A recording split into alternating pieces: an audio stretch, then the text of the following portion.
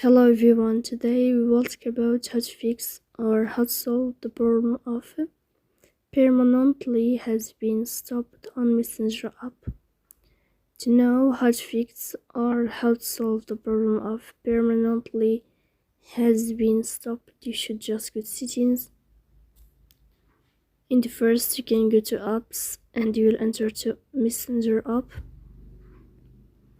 Then you can click on first stop and you can click OK.